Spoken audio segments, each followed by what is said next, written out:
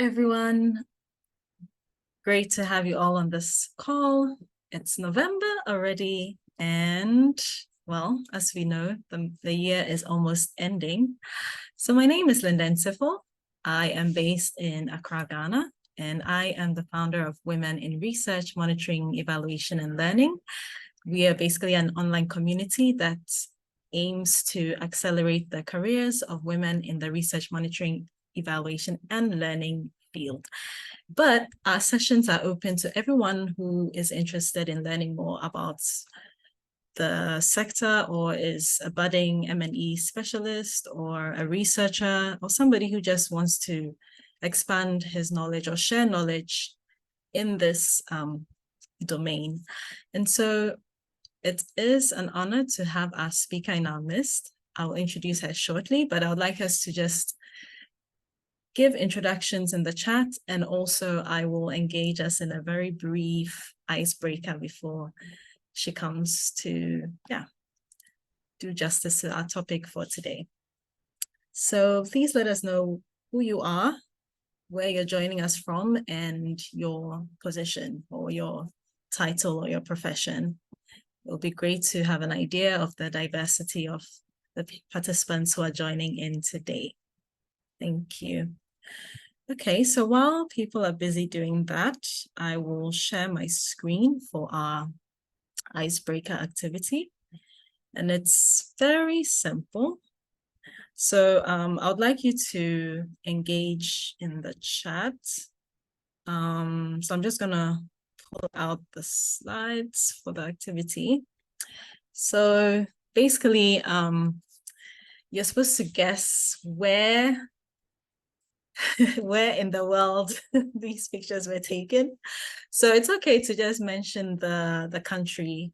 You don't have to go into detail by mentioning the city or the town or the specific location. But if you mention the country, that should be fine. So I have about 6 slides of these pictures, and it's just, a nice way for us to, appreciate the diversity in our world, and also appreciate what is out there, like the beautiful things out there, even in the times that we are in at the moment, just to take our minds off things that are stressing us, So, so for this first one, can anyone share with us where in the world this place is?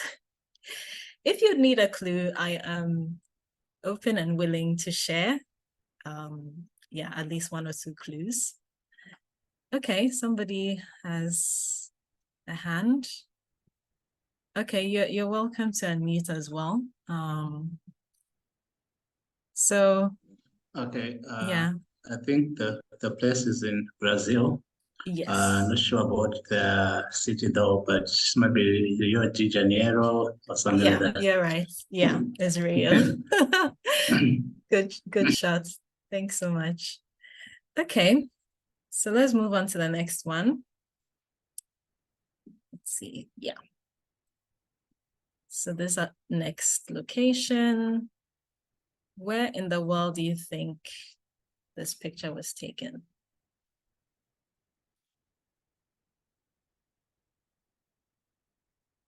Any good guesses?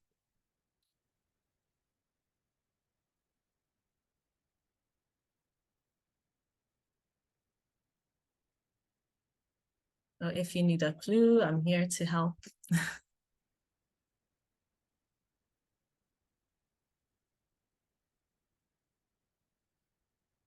Okay, I'll drop a clue. So the country begins with the letter S.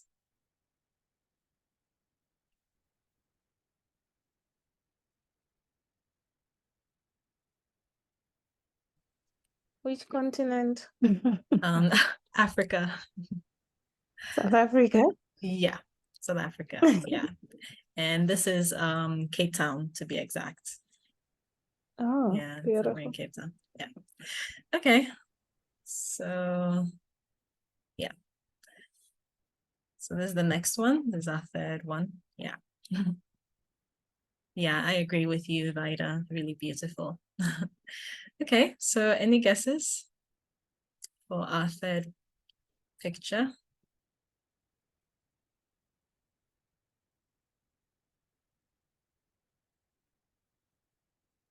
Also on the continent of Africa. So that's the first hint. Lillian, not quite, but you're close. Is it Egypt? Yes, it's Egypt. This is Cairo or Cairo, Oh, depending on how sure. you want to pronounce it. Yeah. So, okay, so take our last one because of time. Greece. Yes, it's Greece. And this is Santorini in Greece. Yeah. Okay, that was a good one. Thank you all for participating. Because of time, I think we'll just dive into our talk. So at this juncture, I will introduce our speaker. Okay, so our speaker is in the person of Florence Randari, and she's an experienced monitoring, evaluation, and learning professional who has built and implemented effective monitoring and learning systems and processes for programs across East Africa for almost a decade. Her expertise lies in helping teams build and maintain a learning and adaptive management culture that ultimately leads to tangible improvements in program impact. She's currently a program learning advisor for an international NGO. In this role, she provides technical support to a global portfolio of humanitarian and development programs. She's the founder of Learn, Adapt, Manage, a consultancy firm that provides technical support and training services to individuals, teams, and organizations looking to build and sustain a culture of learning. Florence is also a trainer, a facilitator, and a regular speaker at RMEL, and as well as learning and adaptive management workshops and events. So our speaker for today, I'd like to welcome her. And yeah, you have the floor. So let's all welcome her with an applause, special round of applause. So Florence, you're welcome. Take the stage. We are all Thank you ears. so much. Thanks, Melinda. I can see you clapping. Yeah, that's I appreciate you, Linda, and thanks so much for the invitation. Just being here and also just seeing the work that you're doing, especially for women in RMEL is really good and motivating. So I'm really excited to be here today, and I want to start by saying it's going to be a discussion. So I'm hoping everyone that's going to be here participating, you will ask some questions, and we will all engage in a discussion really around the topic on learning and adaptive management. But I will start with a brief presentation, and then I'll make sure that we have enough time for us to ask questions. So just give me a second as I put up my presentation.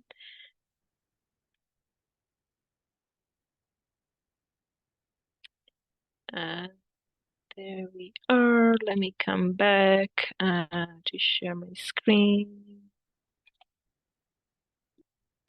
Okay, just 1 second. Okay, how is that? Linda, can you see my screen? All good, looking very good. Thank you. Good. Thank you. Okay, yeah, so welcome again, everyone. As most of you know, we are going to be looking at the topic around developing a culture for learning, but with the goal of improving program impact. So I think that part, of the topic is very important because that will really shape what you're going to expect from this discussion. But please feel free to also ask questions around other things that are related to learning, but that will shape a lot of our conversation. So I just wanted us to go through a couple of things, just 4 main things for today. The first part, I'll just introduce program learning, what it is, why it's important, so we are all on the same page, and just share a couple of examples as well of how at least that has turned out in real life examples in the work that I do, and then touch on adaptive management, because I said, specifically for my type of work, we do learning for improving program impact. That means a lot of the learning is really happening during the implementation phase of the program, and the goal is really to do adaptive management as we go through the implementation phase, and increase the impact of the work that we are doing. And that can look a little bit different for a lot of people, for example, who do learning, to influence policies, for example, or who do research, to influence policy. That can look a little bit different. So I just wanted us to be clear around that part. And then we're going to touch on the main part of our discussion today, which is building and sustaining a learning culture. What is needed for that? So I'll be highlighting a couple of things that you have to keep in mind as you go through this process.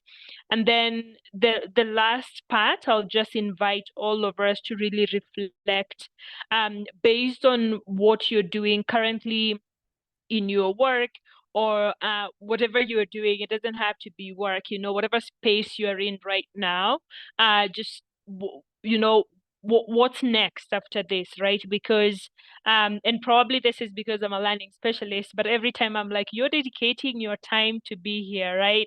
You could be doing something else. So the fact that you're here, I just want to give her space to really reflect on how we are going to use this knowledge that we gain today from our discussions.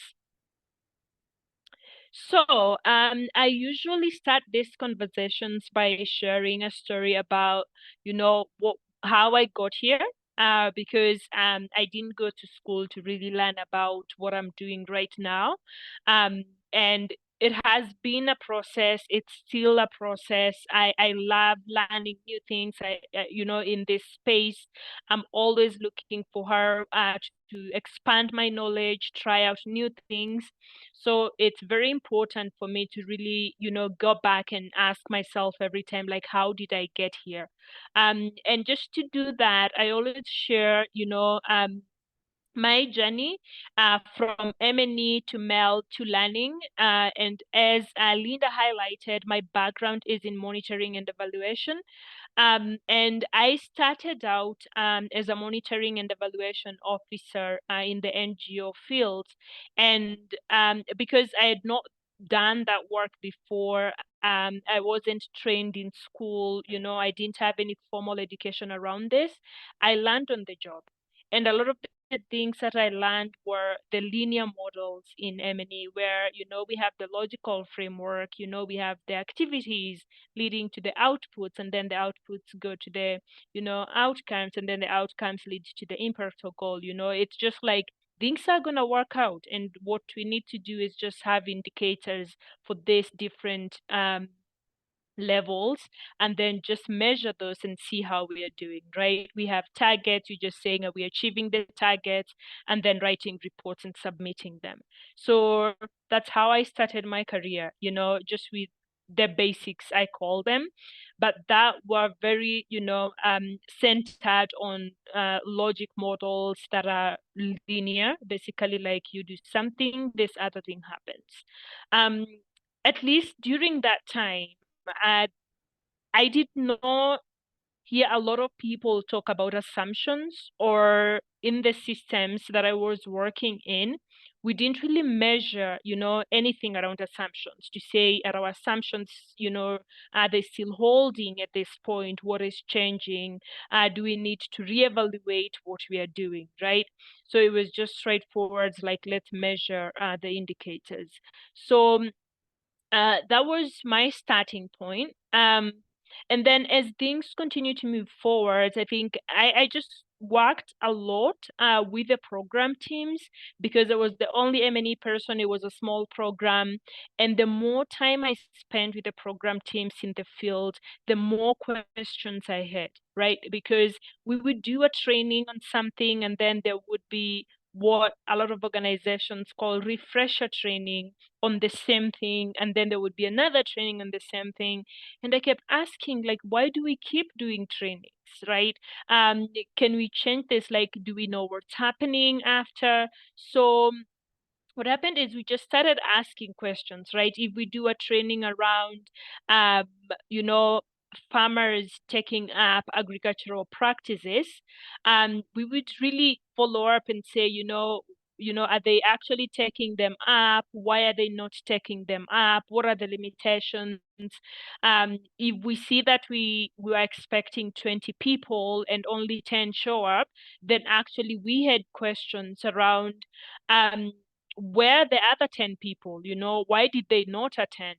And I think that curiosity of really asking questions, I think that's what started shifting my thinking, from just like M&E to actually having the L, right?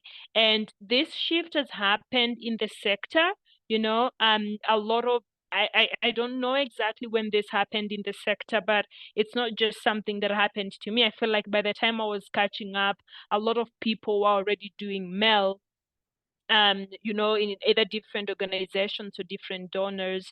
But that curiosity, I think, and for me, it came from working very closely with the program teams. I feel like if I remained in my space as an M&E person and just did my work of, looking at the data, analyzing the data, and doing reporting or communications work, I would never have ended up where I am right now. So I embedded myself within the program team and really started asking these questions. And that's how I shifted to the L part, of MEL, of thinking about how can we put systems in place that help us to ask the why questions even after we get all this quantitative information. And one of the earliest thing I started doing with the program team then was just have what we called weekly M&E meetups, which probably on reflection not a good name because everyone thought M&E, we're going to talk about indicators, right? But what happened is we would have those discussions, and of course we would look at indicators and the targets if we met them, but then we would go beyond that to look at why are things happening this way. And from those discussions, people actually started saying, okay, I think we have to change something, right? We were planning to do a refresher meeting next week, but it seems like this community structure actually has the knowledge.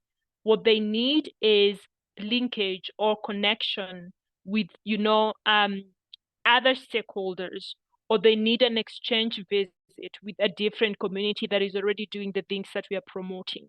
So there was that shift within the program teams because they were taking time to actually reflect about what is actually happening on the ground, what can they observe, all the informal conversations that they have with the community members, how are we translating that to information that we can use, right? So that curiosity and that working very closely with the program teams, that's what led, at least in my journey, shifted me from M&E to MEL. And what happened after that, I'm not sure I would say I got lucky, but I ended up working in a multi-sectorial program where the donor was really pushing for learning. And I think at this point I can say it was a USAID funded program. And as most of you know, USAID has this adaptive management approach called CLA, so collaboration, learning, and adapting. And they really were pushing it in the programs that they were funding. We ended up having resources to even have a CLA lead, which I ended up taking that role. And a lot of the work that I started doing then was less on the indicators that are required by the donor and that we have to track and that we have to report, and for multi-sectorial programs that are big, we did have a lot of indicators, and it took a lot of, our time as M&E team. But then with the introduction of the learning component, we even got resources to hire a learning team. And the work that I was leading in that multi-sectorial program was really focused on how do we learn for adaptive management. So how do we work very closely with the program managers so that they're able to identify the information that they require to make decisions during the implementation period to improve the interventions, right? So if you have a team lead who is focusing on financial inclusion, for example, I would sit down with them and have discussions about their specific intervention. And I would ask them, this approach, how do you expect it to work? Can you just tell me in a perfect world, how would you move these participants from point A to point B, which is really the outcome that you want to see for them at the end of the 5 years, for example. And then we would walk through that process. And, during those periods, we would have discussions around, if someone says, I want this participant to start saving, I would ask them questions around what are the things that you need to see in this participant, right? Before you say, oh, this person now is empowered, they're saving in their saving group. Like what is that thing that's gonna take them from point A to point B, right? So we started having these conversations about the immediate outcomes that we wanna see, right? And what do those look like? Instead of us waiting to ask, how many of these participants were able to save money, we started looking for what are those indicators that we can focus on right now, for us to know if they're going to end up saving money, so that when we do the annual survey, they will be in the pool of people who actually participated in savings. And as we had those discussions, that is how we started identifying what I think I'll call evidence gaps. But really, it was the information that they required for them to know if the interventions are on the way to achieving the outcomes, right? So I would ask them, what do you need to know? So that you can make a decision either to shift this intervention or to stop it or to scale it, what do you need to know? So we would have those discussions, and then based on that, I would work with them to set up what we called learning systems. And I'll share a very specific example later on about, one tool that we actually used that supported the team in, making decisions during implementations earlier on. Okay, so I'll just take a pause there, but that has been my journey from M&E to MEL to learning. And what I will say at this point is that my background in monitoring and evaluation and, working with a lot of the researchers, because I'm not a researcher by profession, but I've worked collaboratively with research partners. I did manage them in the last program that I was leading, the CLA, and also worked with a lot of consultants on evaluations. But really what I bring in is really that element of, do we really need to be asking these questions? Are these the most useful questions? But also, what is the use case for this information that we are going to gather, right? If we have, this research study and we have this report, how are we going to use it? Is it really necessary? How is it going to change things, right? And we go through this process of working with teams to identify either the learning questions or the research questions. And after that, we also go through an activity where we have to really think about the use cases for that information, right? So if we have a question, we say, okay, let's assume this is the finding, that comes back. What are you going to do with that information? Right? Let's assume this is the finding, right? So you just have scenarios and ask them. And the goal is really to trigger them to make sure that this is useful and it's going to be used, right? And that can cause a lot of pressure because I think with a lot of people in the sector, we are used to doing research or assessments just because it's interesting, or we are doing this for institutional knowledge, or we are doing this so we can say, oh, we did a great research about this. But when it comes to really thinking about the evidence use, how it's going to be used, I think we do have a challenge around that. But it's something that we need to think about, and it's something that we're really pushing if we are going to, build and sustain a learning culture, not just at the program level, but also institutional level, but just generally in the sector. So yeah, so I think that's a little bit about my background and why I'm here today, and what I do. So for the next part, I'm just gonna let me see. Cool. I am going to talk briefly about program learning and how I define that, just so we are all on the same page.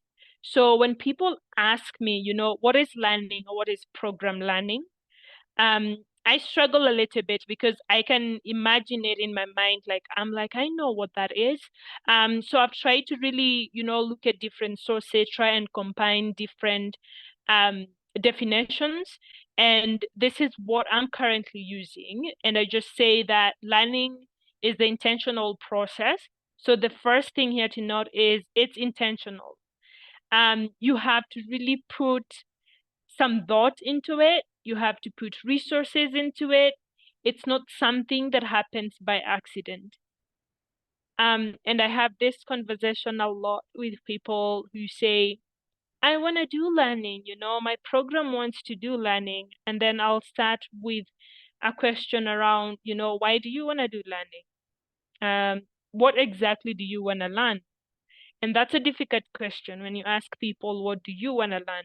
Because a lot of people don't think about what they want to learn. They're just like, oh, we are doing this school program, and now we're going to have a meeting to extract learnings or lessons learned.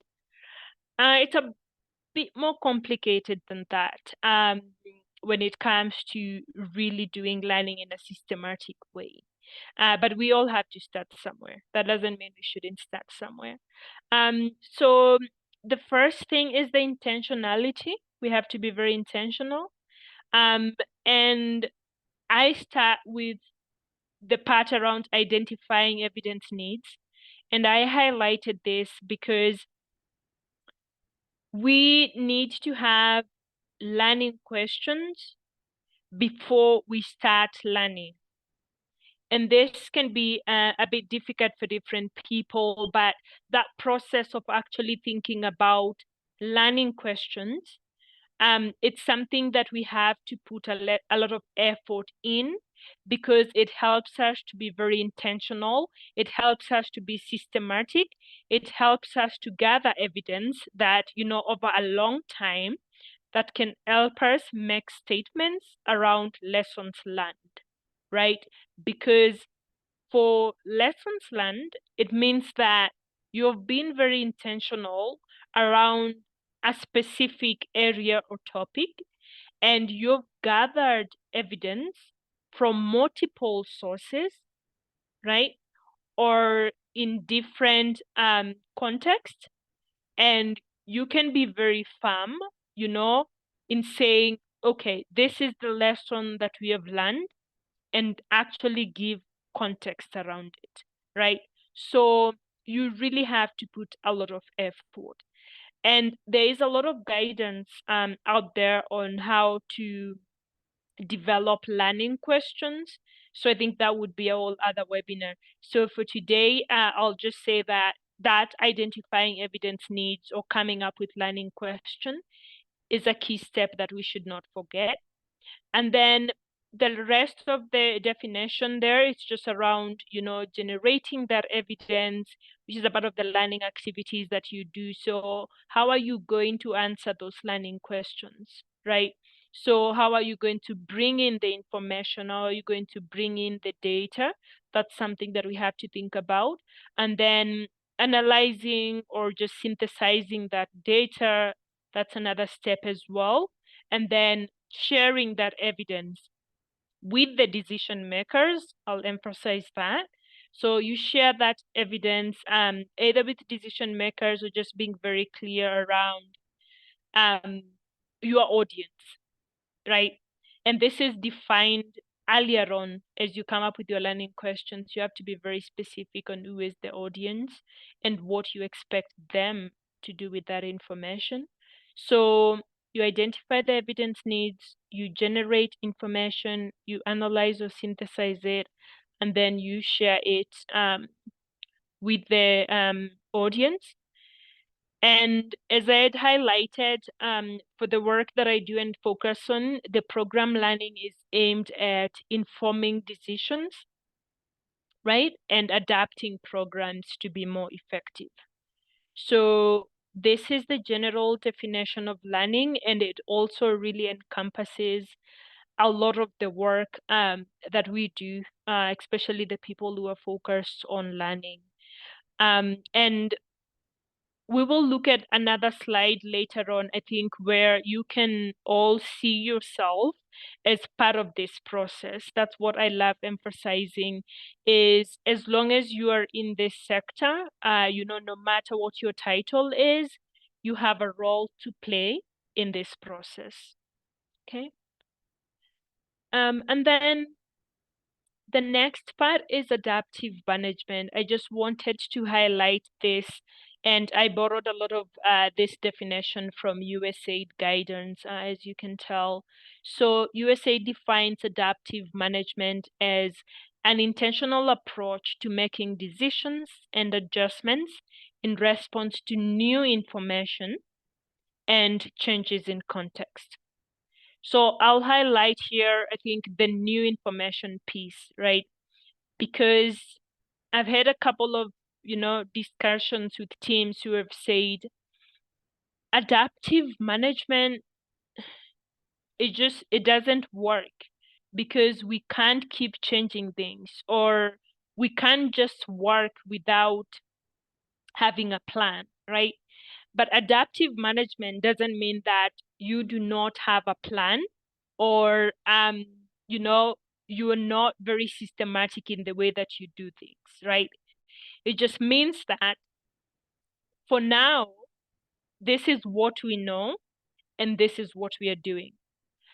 But if we get new information that really affects our logic or our hypothesis, then we are going to make adjustments in response to that new information. That's what adaptive management is, right? And for most of us, I think in RMEL, I think we all understand the theory of change and the process that we go through to actually create one. And the reason why it's called a theory is because, at this specific point, you have facts, either from evidence or from experience, or, whatever your data source is that says, if this happens, then this will happen, on condition that all these assumptions, hold. But that means if new information comes in that, is not what you expected, or it doesn't, for example, align with your assumptions, then you really need to reevaluate if your theory of change still holds, right?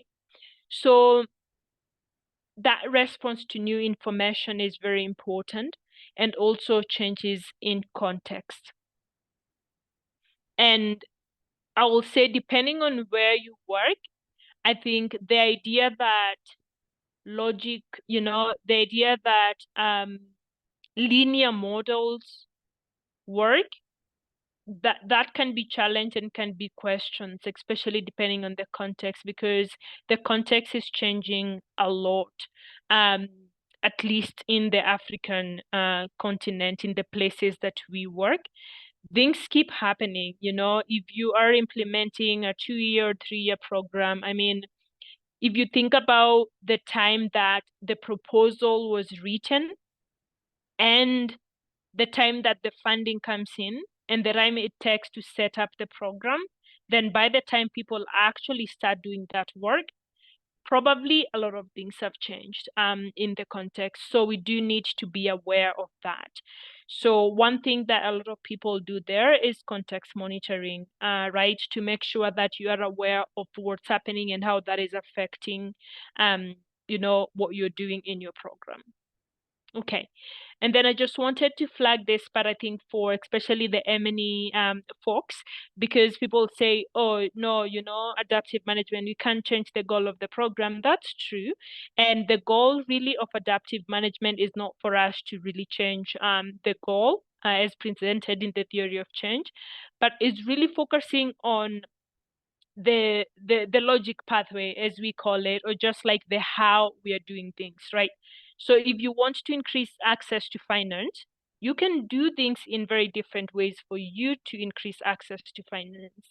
So what we are saying is you have the flexibility to change the intervention design or the how, right? As long as you're going to increase access to finance. So that's where adaptive management comes in. Okay. I'll do a time check. I think we're still good on time. And then now for this part, I just wanted to talk a little bit about learning culture and what that looks like. And as I said earlier, the way I process this in my mind is I divided in 3 different phases, right? Although all of them just work together, but it's easier for me to visualize it this way. So we have evidence generation, we have evidence translation, or some people can call it evidence synthesis or analysis, whatever you want to call it, but it's really making sense out of the data. And then evidence use. So those are the 3 different phases, right? So evidence generation, as we said before, we get to evidence generation, we have to think about the learning questions. We need to know the type of evidence that we actually need, right? So that's one key thing, and that's really what underlays any work that we're going to do around learning and adaptive management is why are we learning? Why is this important? What are the changes that we expect to make, right? So we can have that full connection. When it comes to evidence generation, here we are really looking at what are the activities that we can do that are going to bring in evidence, right? And here we start having discussions around evidence sources, or we can call them data sources. M&E is one data source for learning and adaptive management. For most programs, is the only source of evidence, right? So that's why there's a lot of emphasis around M&E for learning, because our traditional M&E systems really focused on generating evidence or just having data that is geared towards accountability to the donor or for communication purposes to really show how great you are and how many people you reached, right? And sometimes that's not useful information for learning, right? So we have to really think a lot about M&E and what role it plays for learning. So that's one thing. I think there is a lot of literature around this, but also it's something that I'm really passionate about. Given that my background is in M&E, and that's where a lot of my basics are in terms of like the foundation for my career. So I'm really one person who is reflecting every time when I'm looking at M&E systems or when I'm working to create them around how do we ensure that this system is supporting learning. So that's one way. There are other different data sources, right? We have we call it CAM in my organization, but there are so many different words for this, but it's the community feedback, for example, or community accountability reporting mechanisms. We have anything like post-training evaluations. We have post-distribution monitoring reports. We have even program reports. We have observation, which is also, a way of, generating evidence. We just go to the field and you're not even talking to anyone, but you can observe what's happening. If you have that information and you bring it back and you actually synthesize that information, then that's going to be your evidence source, right? So this part around evidence generation, I think it calls us to really look wide around what we are doing. Okay. And then evidence translation or evidence synthesis, or this part is really looking at, now we have all this information, what are we going to do with it first, right? Before we even get to use. There are a lot of people who are good at like data analysis, for example. There are people who are good at sense making. There are people who are really good facilitators, and they can walk you through exercises where you actually interpret the information and it can actually make sense, right? So we have a lot of, in the CLA world or in the learning world, we have pause and reflect or reflection workshops or learning workshops. It's really that space that you have for you to make sense of the data so that people can actually look at it and try and gather meaning from it, right? So that's the process. And then evidence use is really like, okay, now we know this. What are we going to do about it? And that's usually the hardest part, right? So when we talk about a learning culture, these are some of the processes that we have to go through, right? In evidence generation, in evidence translation, in evidence use, what needs to be in place. So that's a little bit more on the technical piece, right? Because we are talking about, do we have systems? Do we have processes? Do we have resources in place? And then the other piece to that is the enabling factors, right? The enabling environment, which is one of the most crucial things, because we have seen people who have really good systems in place, but they just don't do learning at all, right? So there are different things that we consider here. I just mentioned some examples here. It's like psychological safety, which is something that I think a lot of people in this space really talk about. Is for us to do learning, the first thing is we have to accept that there is a probability that we're going to fail, right, in what we are doing.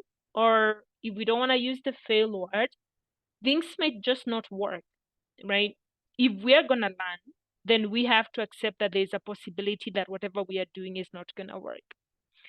I encourage people in RMEL to really just think about it as, well, it's a theory of change. It's an hypothesis. It might not work, and that's fine, right? So if we accept that, then we move on to a space where we are saying, okay, can we track what is happening? Is the reality matching our expectation? What is the difference? Can we highlight that?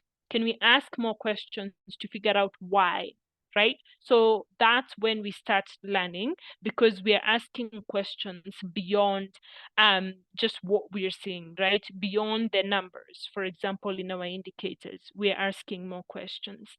And then incentives for learning, right? So this is something that we really have to gather a lot of support from program teams for them to even accept that learning is important.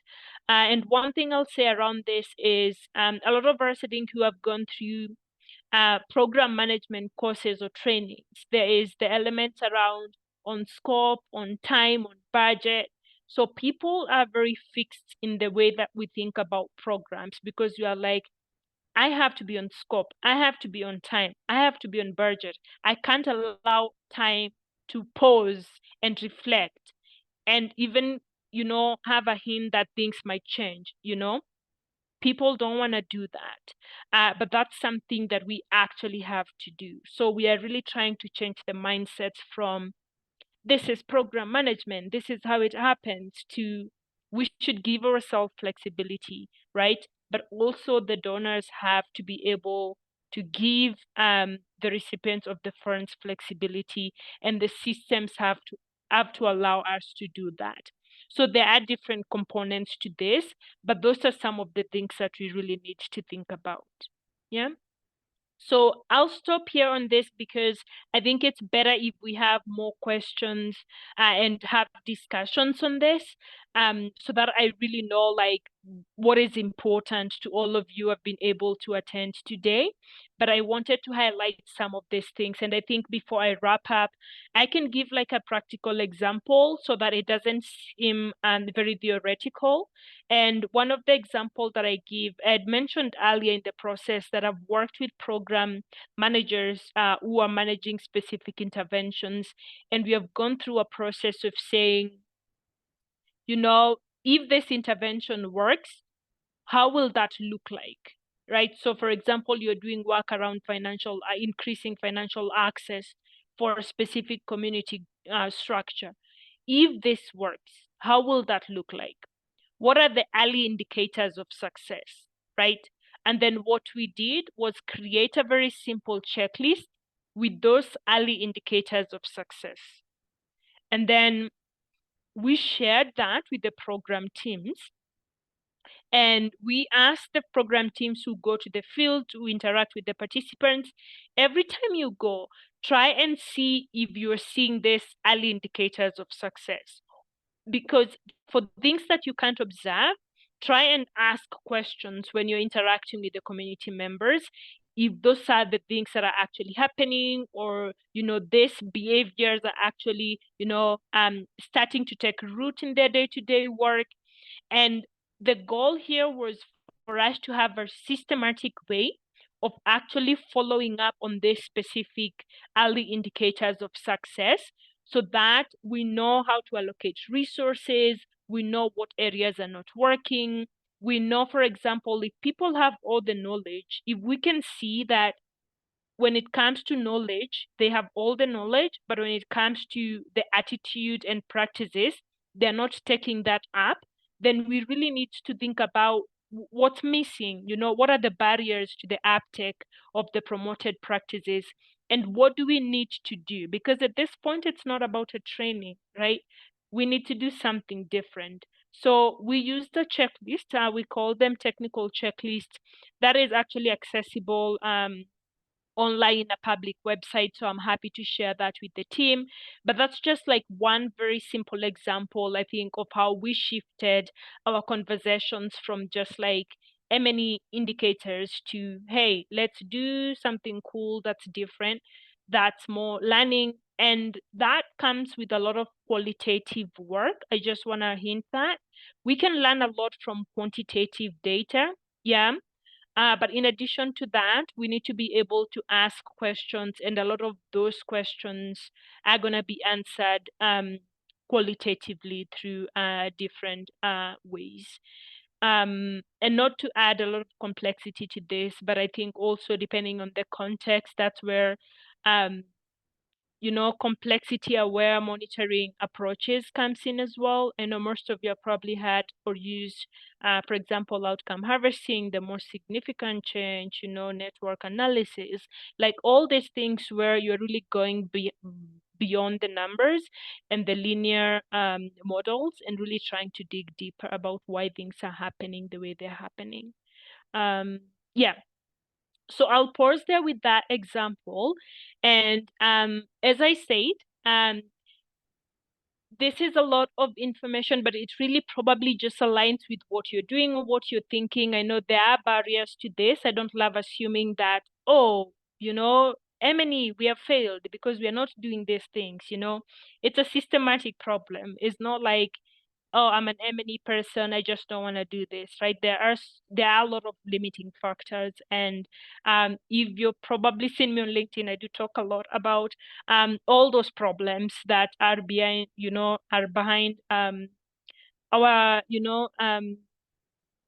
the idea of us actually not really focusing on learning, or why we are not doing it, and what needs to happen around it. And it's not just the people in this call who are going to change that.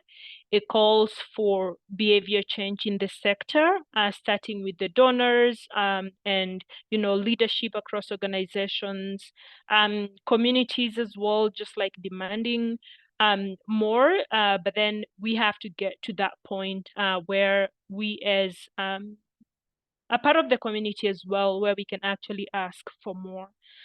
So it's a lot of work. I see it as a movement that needs to happen. So I'm gonna just pause for a minute here and just say, just take a second to think about all that and probably the questions that you have, and then we'll move into that, and I'll be handing it over to Linda in a second. And before we take the questions as well, I just wanted to say you can stay connected with me. I'm on LinkedIn. If you want to follow me, I share a lot about, the work that I do. So practical examples around learning. We also have the Learn, Adapt, Manage LinkedIn newsletter, where I share a lot of how-tos. So if you're thinking about creating learning questions, there are guidance around that as well. So feel free to stay connected. Thanks. And I will hand it over to Linda now for the next part. Wow, thank you so much, Florence, for that insightful presentation. So we have a number of questions. So let's just dive into them. So there's a question from Kujanai, who wants to know, is outcomes harvesting part of evidence generation?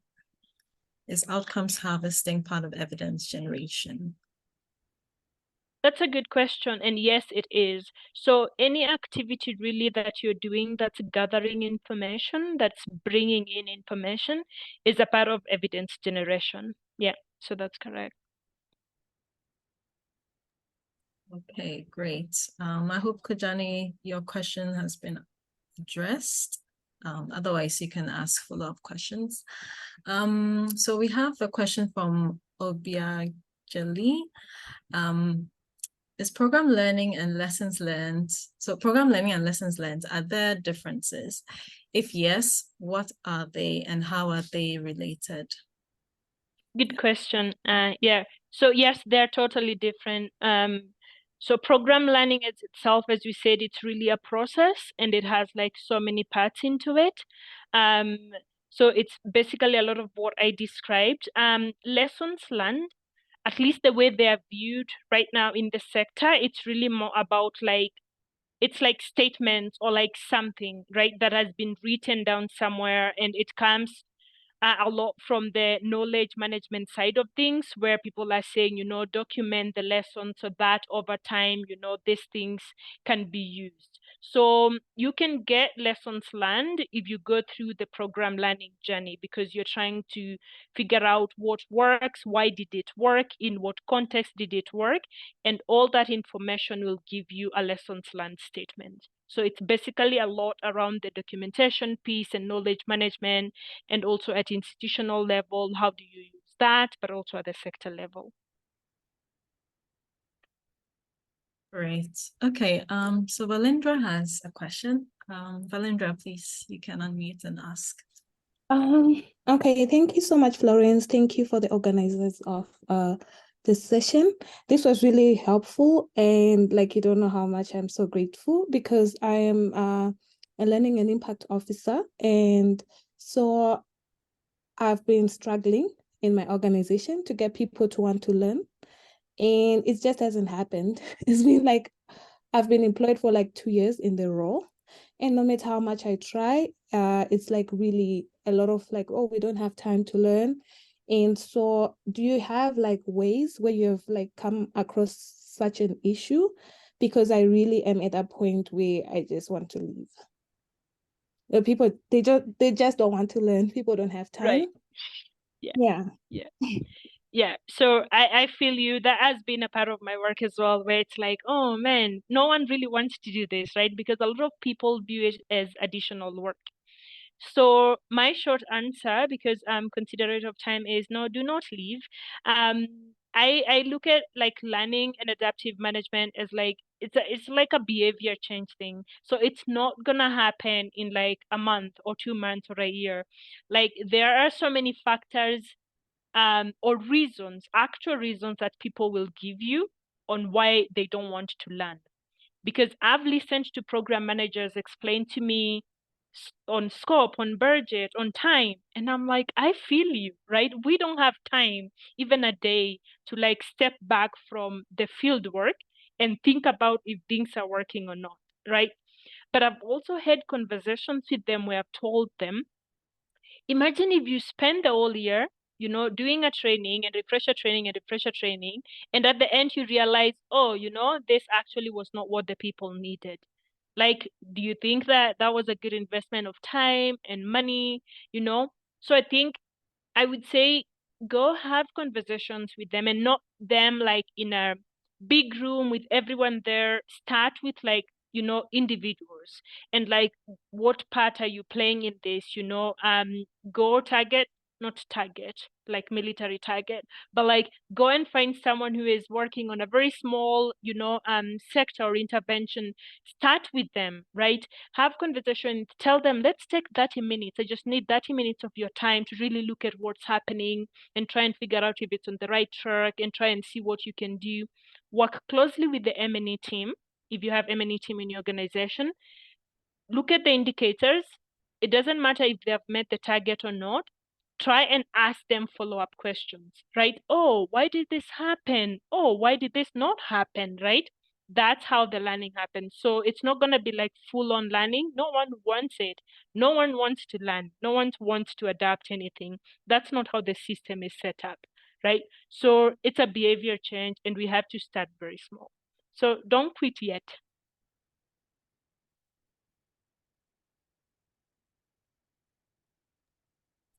Great. Valendra, I hope you're fine. You can see she's been reacting, so yeah.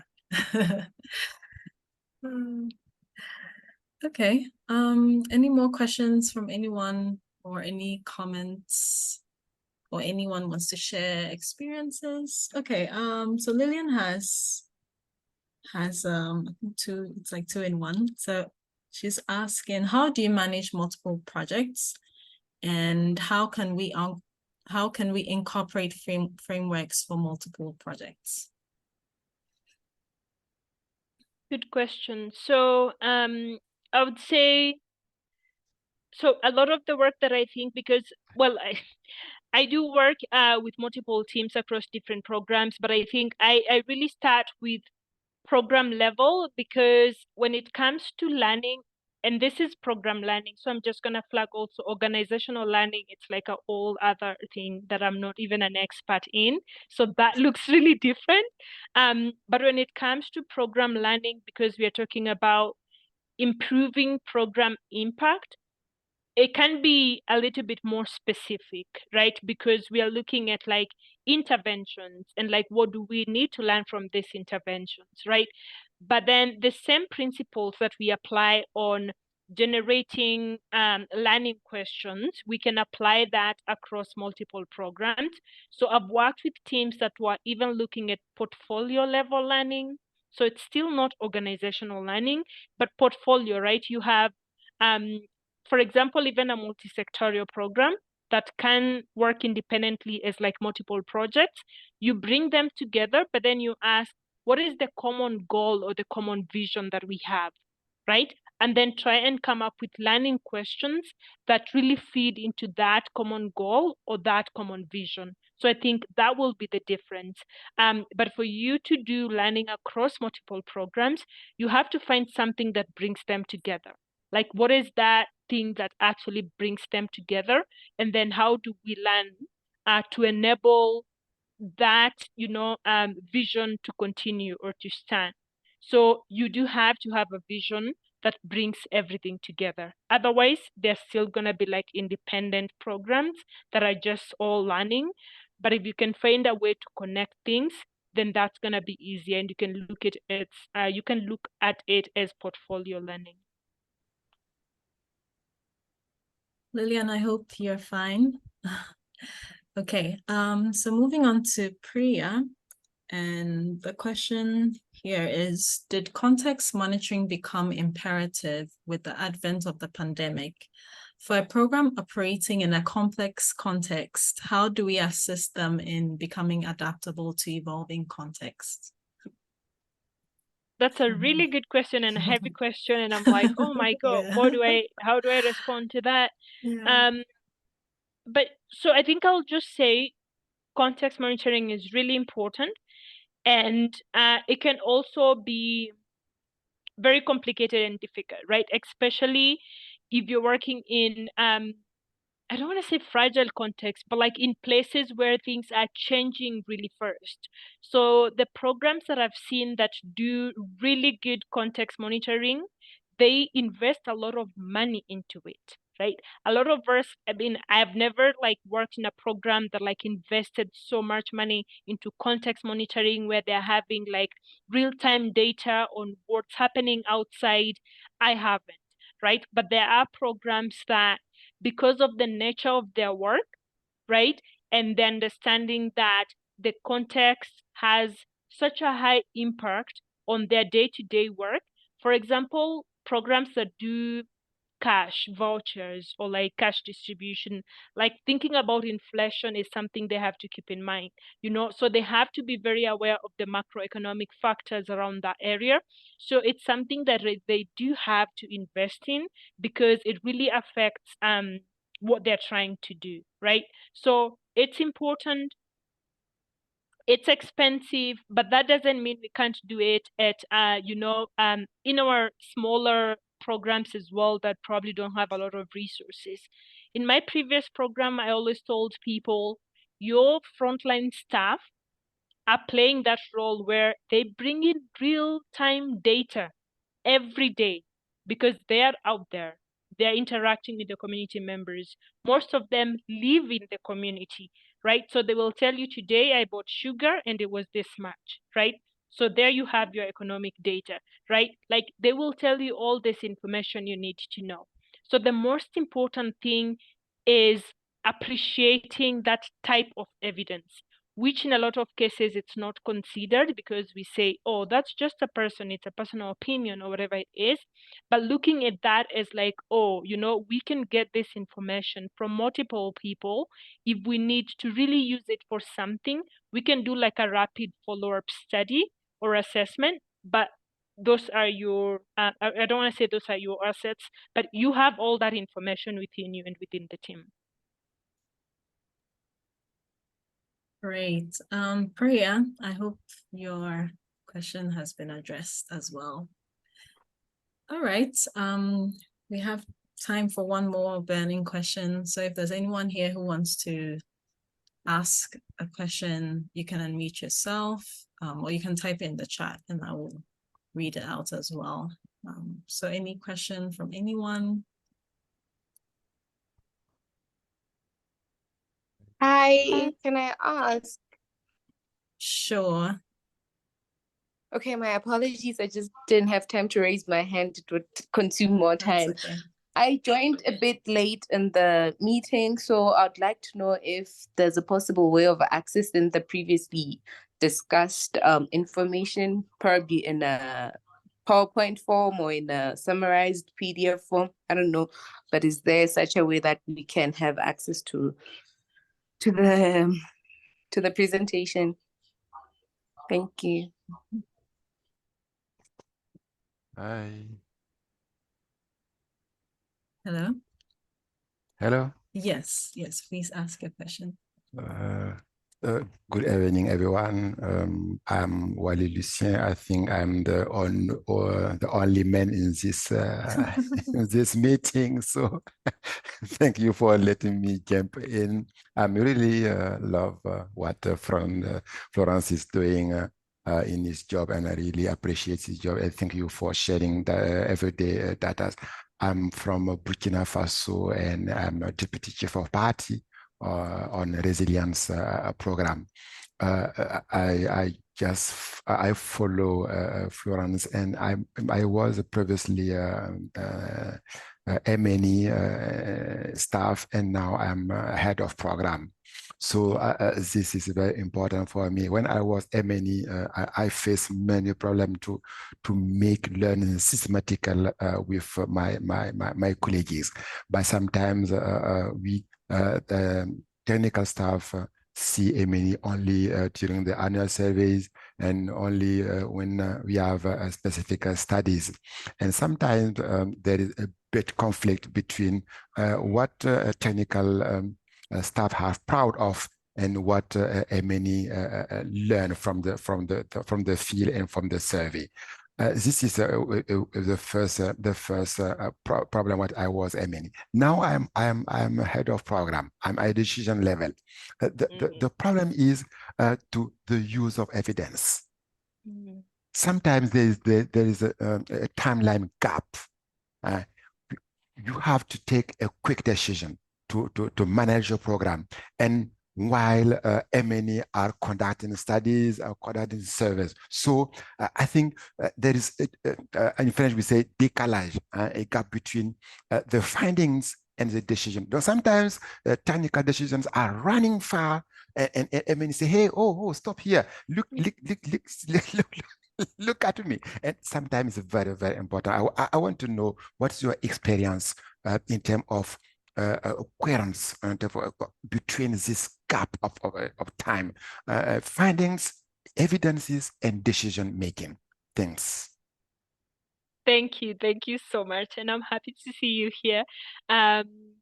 So I think I would say, I mean, that's one of the biggest challenge right now, because you are in the program side decision maker. I think you can feel the pressure of program teams, and I've had to work really closely with them to really also feel it, because as an M&E person, I was just like, why don't people want to learn? Like, why are you not waiting for evidence? Why are you just doing things, right?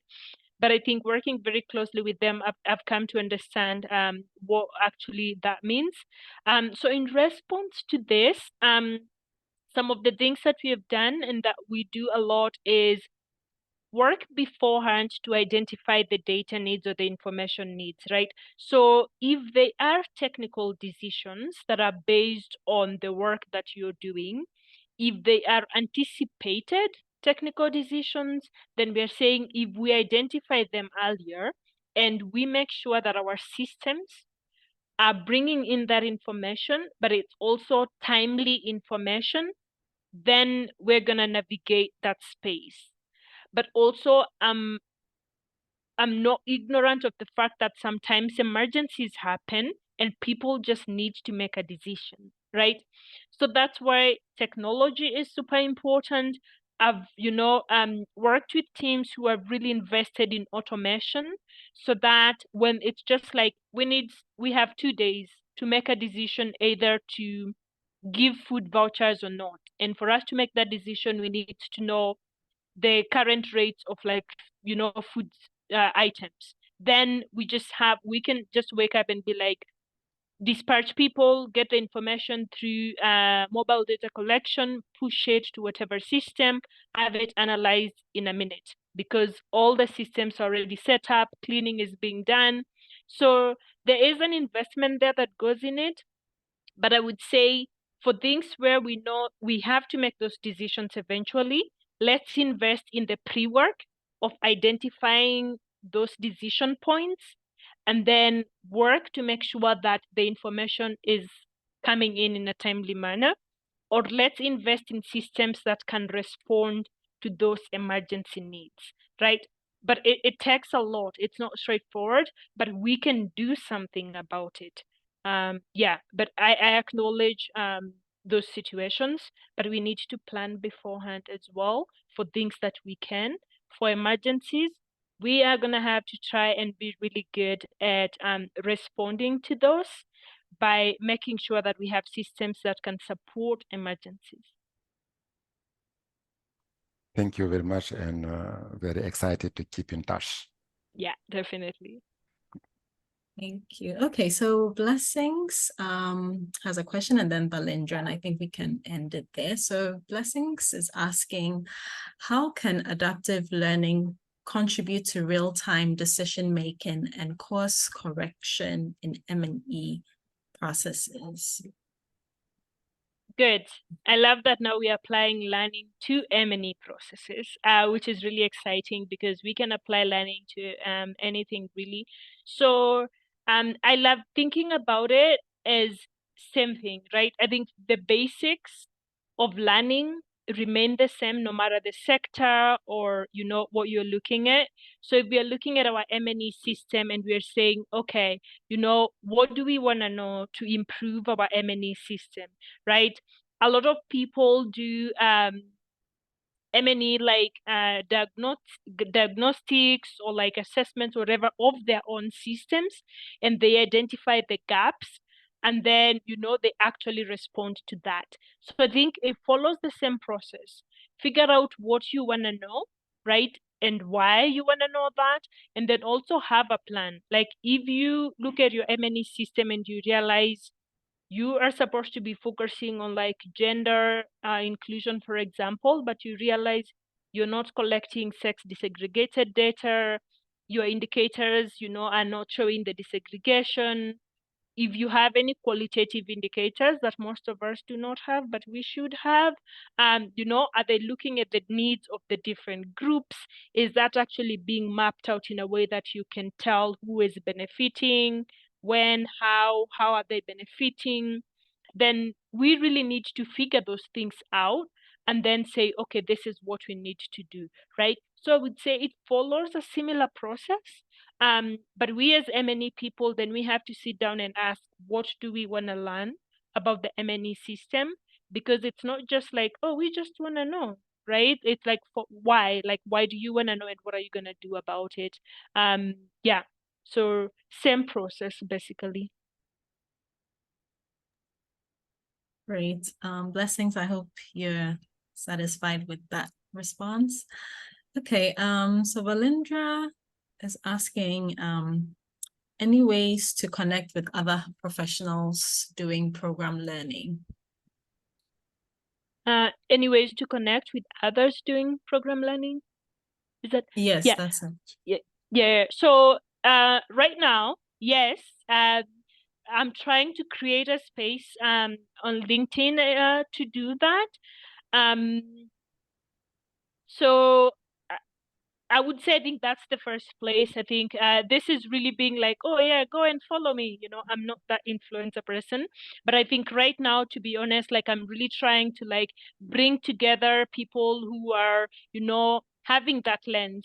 And I feel like it's not like a new profession where we want just this clique of people who want to do program learning, but I'm trying to say, hey, can we collaborate with like RMEL people? Can we collaborate with program managers? Can we have donors, actually having these conversations? So those people are there, they are interested. I think I would say like LinkedIn is a good space to do that. Right now I have a newsletter that I'm running where people actually like share a lot, but also it's a space where a lot of people are very careful on what they say, because it can be a very sensitive matter. So I feel like people are still not all like, yes, let's do this. They're still doing it, but very slowly. But we're really trying to create a community, and next year really pushing to have like a Learn, Adapt, Manage Academy where we have more frequent conversations around this. But right now I think I'm looking more for collaboration with like Linda, for example. We have an RMEL community here, so I don't need to find another community because all the people that I'm going to work with are right here, right? But also I'm looking to include more of the program managers, because I feel people are a bit scared of us when we say we are RMEL, right? But we want to say we want to bring everyone. So that's something that I'm really working on as well. But it starts with all of us who are in this room. So let's work together to broaden that.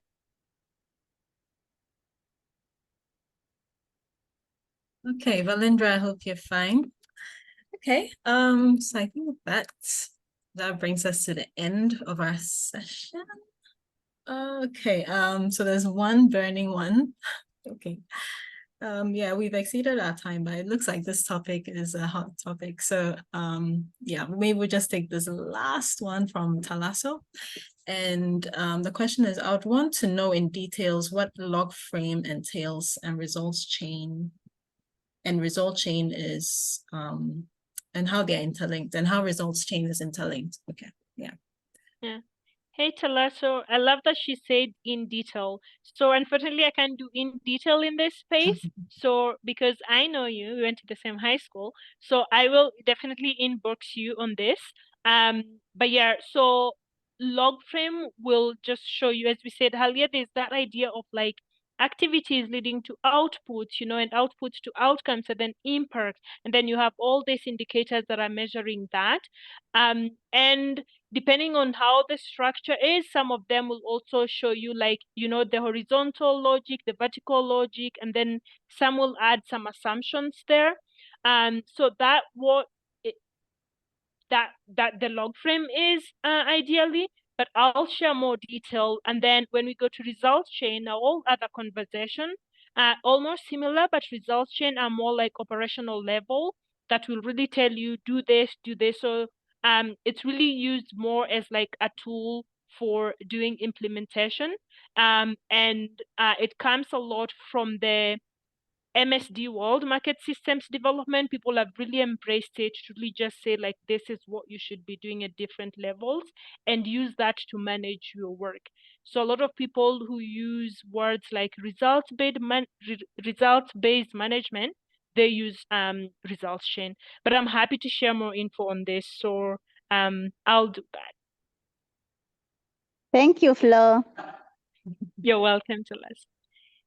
All right, big thanks to Florence. But before we depart, Florence, just one final word from you, and then I'll give some announcements, and then we can call it a day. Okay, cool. One final word. I think one final word is as long as you've had about program learning and adaptive management, then you have a responsibility to start the change. I think that's my final word. Do something. It doesn't matter how small it is. If you're in a meeting and people are discussing, things, just ask a question. That will help people think critically and just beyond, this is what's happening. Really ask a question. Ask like, why is that happening? Be the person who is asking questions. At first, people will not like you, but I think they will appreciate that you're actually going beyond, what people are doing, and you're really looking deeper into things. So be the critical one, and let's all work together and make sure that we push for this agenda. Thank you. Wow, brilliant. Thank you so much, Florence. Let's show her some appreciation in the chat. If you want to give a virtual clap, you're welcome to do so. Thank you so much, Florence, for availing yourself. Thank you for the insights that you have, teased out of the topic for today, which was basically on developing a culture of learning to improve program impact. We are so grateful. And we hope you will come again. Yeah, because it seems like it's a topic on demand. Yeah, and a lot of people want to dive in and also, be successful in developing that culture of learning within their organizations and programming in general. So thank you so much. All right, so just a couple of announcements before we finally depart. So I've shared the links of Florence's newsletter and her academy. So you can just go there and then see what, nuggets of knowledge she's been sharing out there on learning. And then there's a feedback form that you can fill. Also would like to know what your thoughts are about today's session, and yeah, open to receiving suggestions on what topics we can discuss in our subsequent meetups. And then Women in RMEL, we are present on X, formerly Twitter, and on LinkedIn. So please, you can follow us there. And then you can also check out our Women in RMEL YouTube channel for previous sessions. And yeah, today's session will also be uploaded there. So you can, go back. If there was something you didn't grasp during the presentation, you can always go back and listen again. Great. So this is where we end our session. So please be on the lookout for the next session. It will be announced on our channels. And even as the year is ending, we're hoping everybody will be able to, finalize and end the year well and meet the targets that haven't been met yet. There's still time. Don't be discouraged. As long as you're alive, there's hope. Okay, so huge thanks to everyone who has joined today. Acknowledgements to Florence, first of all, Amwaba, Kizito, B. Kwateng, Blessings, Brian, Elom, Koso, Joanne, Joseph, Kudzanai, Lillian, Lucien, Michael, Pauline, Skipper, Talasso, Teddy, Balindra, Vida, Marian, and for those who joined and probably had to drop off, we are so thankful to you for making time to be here. Thank you all and happy end to the week. Bye. Bye, everyone. Thank you so much. Everyone, thank you so much. Bye. Bye.